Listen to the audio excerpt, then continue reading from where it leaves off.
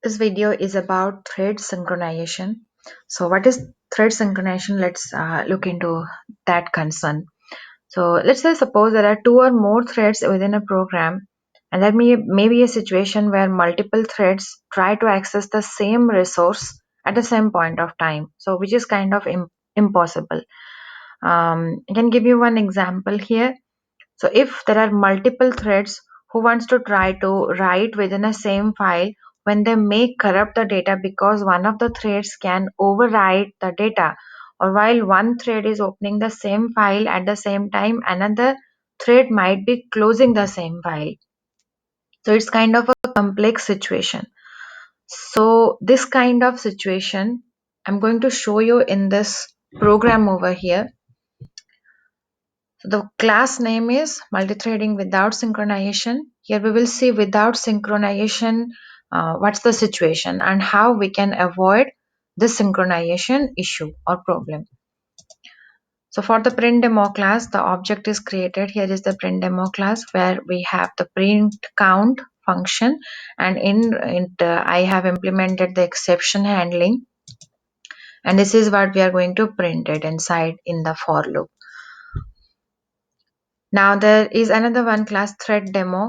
So we are going to create two threads which of thread demo class T1, T2, and while creation I'm going to implement both of these parameterized constructor. And where is that? Yeah, this is the parameterized constructor, the string name and the object of the print demo.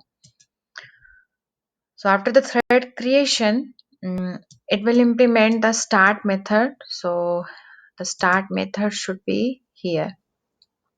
Yeah, here it is, the start method. So in the start method itself, we are going to call the run method after calling the start method. So the run method will implement this thread with the thread name, current thread name exiting. So this is what is going on in here.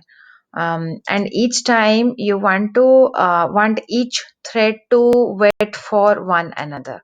Okay, so after one thread is done executing or doing its own thing, when it's dead then it can go to the next one and keep on doing the same thing until it's dead again.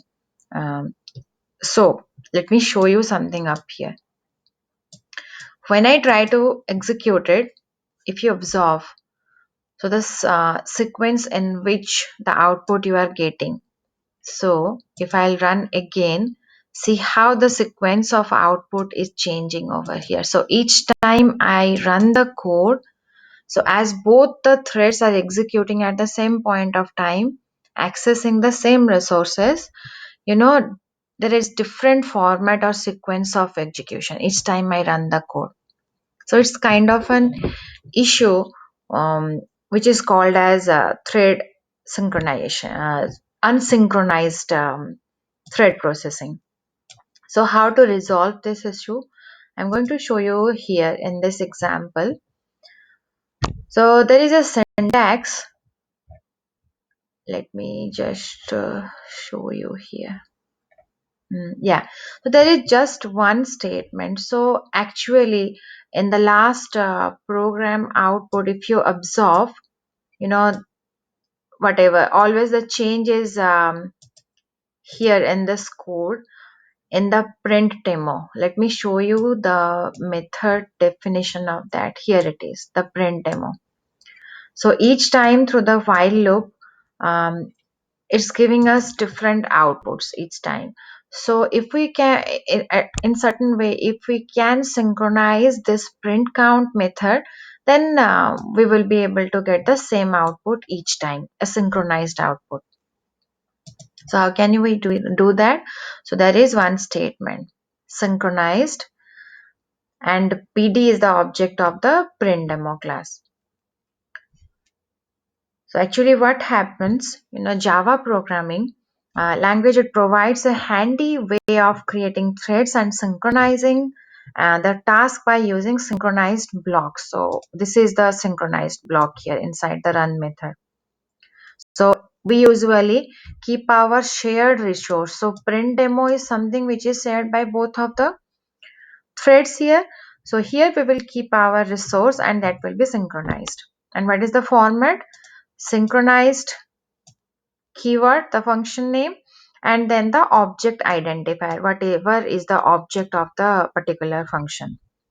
And in it, inside the block of the synchronized function, you will keep your shared resources or shared variable. So now let me just run the code. Overall code is same. I just added one statement, synchronized PD. PD, it's actually referring to the print demo class object. Okay. So when I will run the code, yeah, if you see, we will be getting the same sequence of output each time. Okay, same output. So this is called thread synchronization.